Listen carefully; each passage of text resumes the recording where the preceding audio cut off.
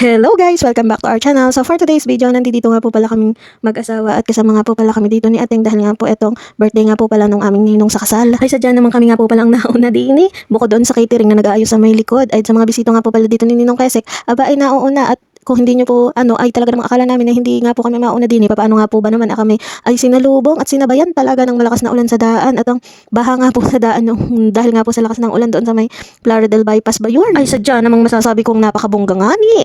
Ayan nga po namataan ko pa namataan. Nakita ko nga po din at binabanggit din nga po pala ng host. Nandito nga po pala si Kong Cholo at syempre dumating po din dito yung mayor ng San Ildefonso na si Mayor Gaso. At dito naman nga po pala sa table kasama nga po pala namin dito ang mga best friends ni Ninong Kesek at kanyang mga kabatchmate noong sa nag-aaral po siya sa San Miguel High. Ayan nga po at kasama rin po namin din ang aking sininang Judy na kaklase rin po ni Ninong Kesek noong kapanahunan noong nag-aaral nga po siya sa may San Miguel National High School. At ang kwento pa nga po dyan sa akin ni Ninong Kesek at nila ating talaga ay hindi pa naman daw yung San Miguel National High School before. So dati San Miguel High School lang noong nag-aaral sila. O di ba may improvement kasi before walang national. Ano ba naman yarn? At dahil hindi pa nga po pala nakaset yung catering charot, hindi pa handa yung mga pagkain sa likod, nagbigay naman sila ng mga kukutin. Oy, so bawat table na may mga bisita na nga pa nagbigay sila ng mga nuts. O di ba buhay na buhay ang utak mo girl. At kahit hindi pa nga po pala nagsisimula ang programa, aba syempre hindi ka naman maiinip at talagang nakakaliba nga po makinig sa kumakanta dito sa may harapan. O di ba lalo na kapag old songs talaga. Alay nakikinig ako din sa gilid ng masaya at kinikilig-kilig pa. Ay tapos maya-maya nga po din ay pinamigay sa amin yung listahan ng mga nasa menu. O di ba may pamino ka ako ay tinitingnan ko at binabasa ko pa kung ano yung aking natitipuhang ulam. Pero ang ending noong nang pumila na nga pa tinawag by table, ang nangyari hindi ko na rin naman napili kung ano ba naman yung ulam na aking kanina ay binabasa. Tapos nga po ay nakatingin ako din sa mga dilag na nasa aming harapan ng lamesa. Sabi ko abi pagkakagandang dilag naman nga ni. Ayun nga po pala guys ay sila pala yung mga kakanta. Ay tuwan-tuwa nga po ako, kasarap na nilang tingnan sa mata. Abay kasarap pa nilang pakinggan. Uy kahuhusay nga ni. Ay ako na naman ito ang nagtataka din sa gilid. Abay kakuyepe binayayaan ito ng ganda, binayayaan pa ito ng talent. Paano naman kaya ako? Panggilid lamang talaga. Oy, alay bakit nga ba ako hindi magtataka? Ay ako na maliit tapos ay hindi pa kagandahan. Abay hindi pa rin nabiyayaan ng talent. Oy, naku po naman siguro nung naghagis talaga ang kalangitan ay ako'y tulog nga ni. Kaya naman kahit naghintay ng matagal kami dini bago nga magsidatingan yung iba, aba ay walang kainip-inip, hindi uso ang salitang boring dini at gawa ng enjoy na enjoy naman talaga ako sa mga nag-perform dini nga po sa harapan ay napakahuhusay at talaga namang sa puso ko ay malalapit ang kanilang mga kinantang old song hindi dahil pang nung unang panahon ko, hindi dahil aba ang tatay ko ay palaging yun ang gustong kanta at madalas kong marinig hindi lang sa umaga, aba hanggang gabi pa. At para nga po sa aming puso ang mga kantahin nila Engelbert, Tom Jones, Matt Monroe, ayan sila Eddie Peregrina ay talaga naman guys hindi yan naluluma sa puso namin dahil nga po ang pamilya namin lalo na yung tatay ko, aba yan ang hilig na hilig talagang mga kantahin. At kung para sa iba ay pakiramdam nila ay Sunday na kapag nakikinig sila ng mga sinaunang kanta, abay sa akin ay hindi. Kapag umaga kahit anong oras pa yan, kahit bago matulog pa yan, mag-i-enjoy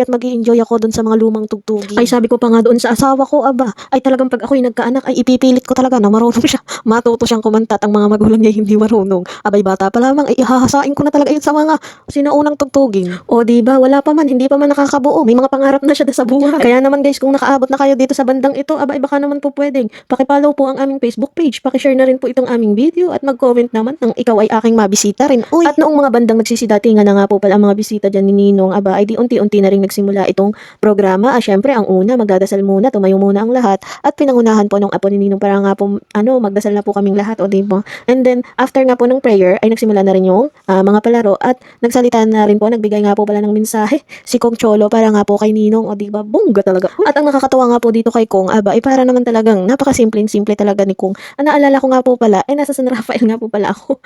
Ito nga po pala ay ginanap doon sa Coral na Bato sa San Rafael, Bulacan o diba. Ang ganda ng event place. At hindi rin naman po kami nahirapan sa pagpunta rito dahil nga po ito ay sa San Rafael lang ginanap. At familiar naman nga po itong asawa ko dito sa pinagdausan ng birthday ni Ninong. Alam nyo, na-realize ko na napakasarap siguro at saka ayan, hindi ko talaga hindi ko pa ma-explain. Yung bang feeling na nakaabot ka dito sa ganitong edad, o diba, napaka-bless. Kasi nga po, syempre, napaka-generous din naman talaga ni Ninong kaya talagang patuloy siyang ibinibless ni Lord. Ayan nga po, napakarami niyang gusto, willing din siyang tumulong sa iba. Yung bukas palad ba, o kaya nga po nakakatawa. Alam, 80 years old, diba? Napaka-bonus, kumbaga sang panahon ngayon ay talagang swerte na, sabi nga nung iba. Kasi syempre, iba na rin ang panahon kumpara dati. Pero talaga namang sana naman mas bigyan pa talaga ni Lord ng mas mahaba pang buhay si Ninong, mas marami pang kaarawan na kasama namin siya. Para nang sa ganun ay mas marami pa siyang ma-inspire, mas marami pa siyang matulungan, o diba? Kasi isa ako sa isa si Ninong sa nagtiwala sa akin na kaya ko. Charot. At napakalaki rin talaga ng naitulong sa akin ni Ninong at ni Ninang. Kasi dati nag-aaral ako sa Basi. Oh, mag-iiyakan pa ba tayo dito?